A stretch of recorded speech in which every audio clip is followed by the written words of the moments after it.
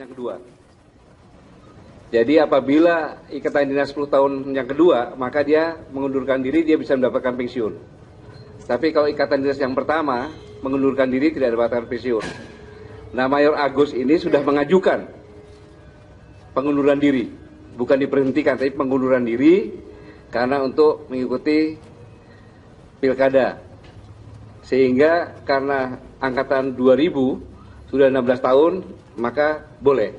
Itu adalah keinginan pribadi, tidak bisa ditolak, begitu. Jadi dia harus berhenti dan sudah mengajukan surat kepada Bapak Kasat. Ya? Tadi pagi, karena baru tadi pagi sampainya gitu. Tadi pagi. Suratnya sudah sampai mana, Pak? Di Kasat. Iya, di Kasat. Di Kasat, gitu. Berapa jenjang sih Pak suratnya Pak? Pertama dari Komandan Brigif, terus Pangdam Kasat sampai Panglima, atau seperti apa Pak? Prosedur surat itu Pak berjenjang? Jadi prosedurnya dia mengajukan kepada Komandan Brigade. Komandan Brigade mengajukan kepada Pangdam, Pangdam kepada Kasat, begitu. Proses itu bisa secepatnya itu, karena suratnya kan lingkaran Jakarta aja semuanya, begitu. Bisa, sudah dipastikan. Jadi kalau Mayor Agus nanti mendaftar sebagai gubernur nanti di KPU, maka otomatis surat pemberhentiannya diajukan, gitu. Ya, belum.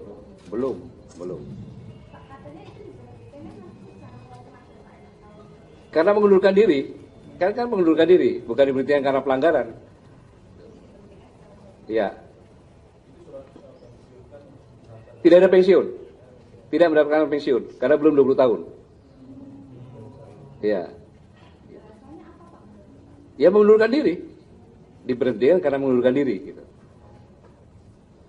Pak, mengenai konsekuensi Pak yang katanya tidak kalah tidak bisa balik lagi ke pasukan. Saya jamin ketika kalah tidak bisa kembali lagi menjadi prajurit TNI karena sudah mengundurkan diri dan kita langsung kita proses. Karena itu Undang-Undang Nomor 10 Tahun 2012 kalau tidak salah demikian. Terkait ikatan dinas, apakah ada informasi yang mengatakan bahwa Pak Agus sendiri memang ada ikatan dinas karena dia pernah disekolahkan oleh TNI ke kepala militer di Amerika Serikat itu Pak? Sudah menjadi TNI baru disekolahkan, begitu ya? Apakah ada ikatan dinas juga terkait? Ya itu 10 tahun, ikatan dinas 10 tahun, kemudian diperpanjang lagi 20 tahun, begitu.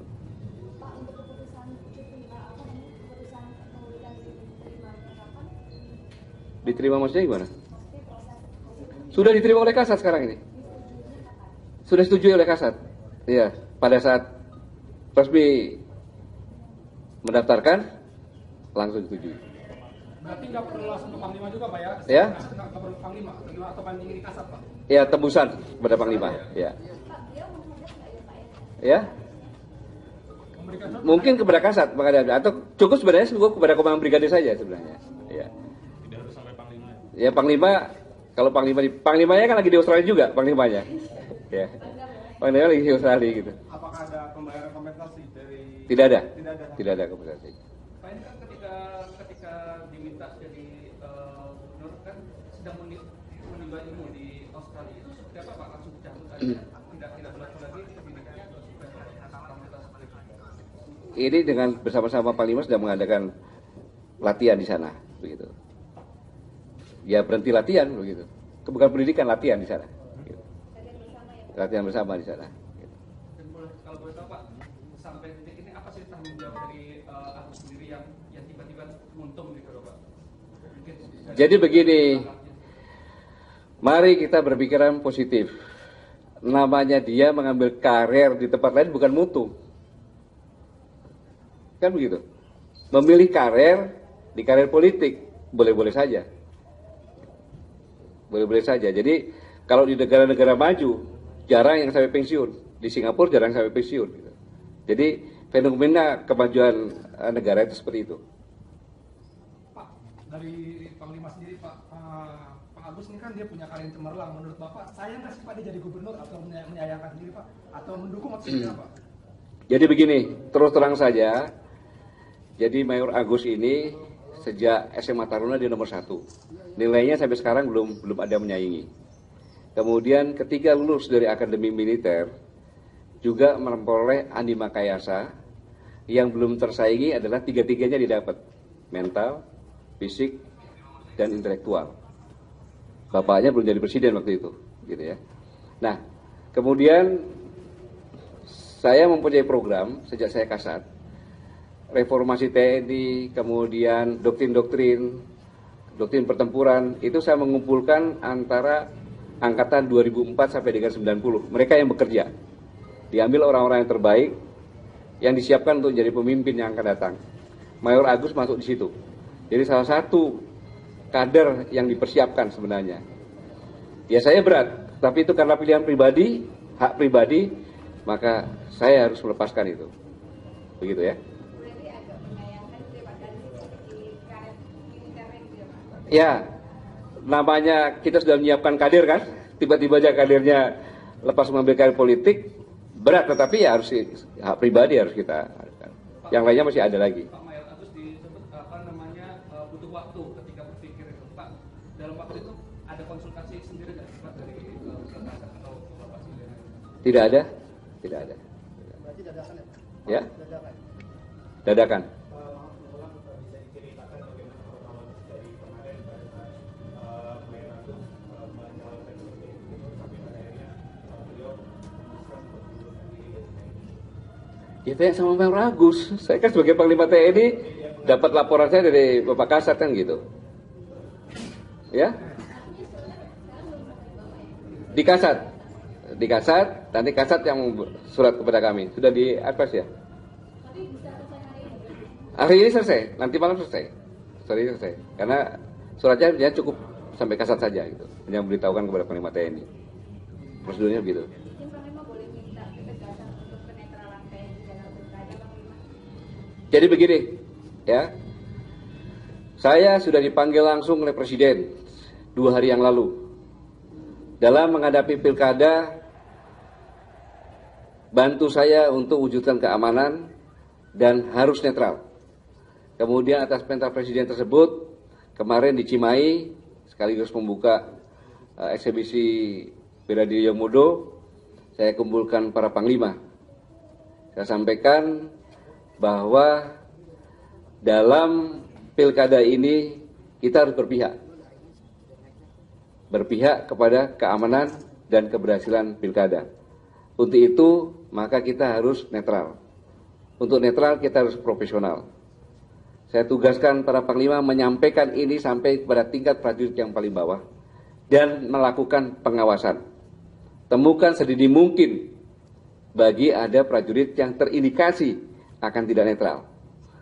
Dan apabila yang menemukan masyarakat atau pihak lain, maka saya nilai para pimpinan Pangdam dan Rem sampai ke bawah pengawasannya kurang. Saya ulangi, apabila informasi ini dapat dari masyarakat baru kita tidak lanjuti, maka unsur pengawasan dari para pimpinan tidak maksimal.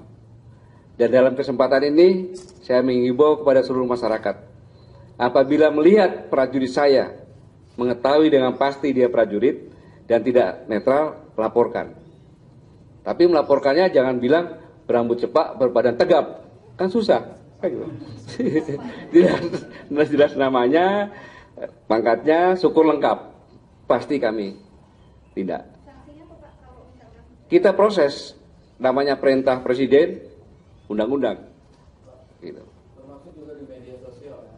Karena media sosial ini kan efeknya luar biasa. Jadi katakanlah seorang personil aktif, dia berkomentar tentang pilkada, apakah itu ya yang ekstrim itu mendukung, Bapak melarang itu juga Pak. Ya, jadi kalau dia berkomentar tentang pilkada, boleh-boleh saja. Tapi kalau dia berkomentar untuk cenderung mengangkat atau mempromosikan atau berpihak kepada calon tertentu, itu berarti sudah tidak netral. Terkait proses mutasi di perwira TNI yang khususnya Angkatan Darat sendiri, sebenarnya apakah memang ada ketersendasan spesifik aja sampai mungkin perwira-perwira Angkatan 90-an, Angkatan 2000 memilih ada melihat celah karir di sektor lain selain di Angkatan Darat sendiri, Pak? Bagaimana itu, Pak? Jadi kalau karena yang disampaikan Mayor Agus masih mayor, masih jauh gitu kan, pulangnya masih jauh dan dia punya harapan yang bagus di TNI. Bukan karena itu.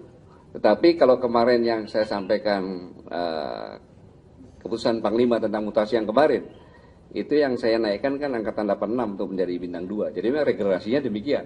Kalau nggak demikian nanti numpuk-numpuk, kasihan nanti yang junior tidak jalan. Begitu ya. Pak, Ya. selain Mayor Agus, apakah ada indikasi lain dari TNI aktif yang ikut dalam pilkada Rembang ini, Pak?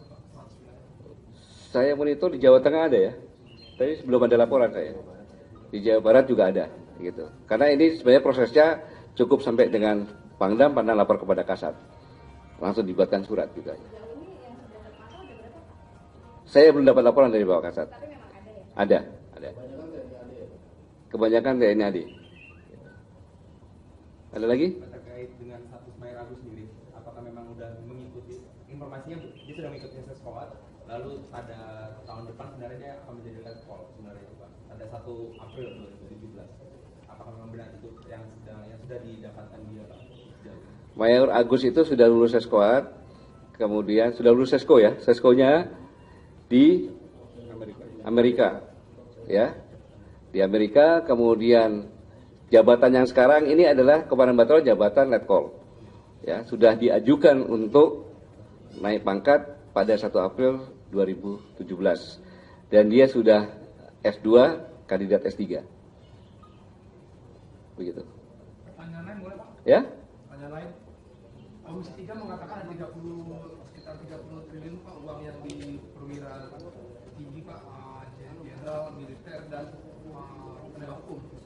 Itu Pak di TNI sendiri gimana penelusuran Pak terkait kasus narkoba yang dikatakan PPTK ada 30 triliun dana itu di 2 jenderal. Ya kalau katanya nggak, emangnya gue pikirin. Kita ada rencana menyelidik sendiri Pak.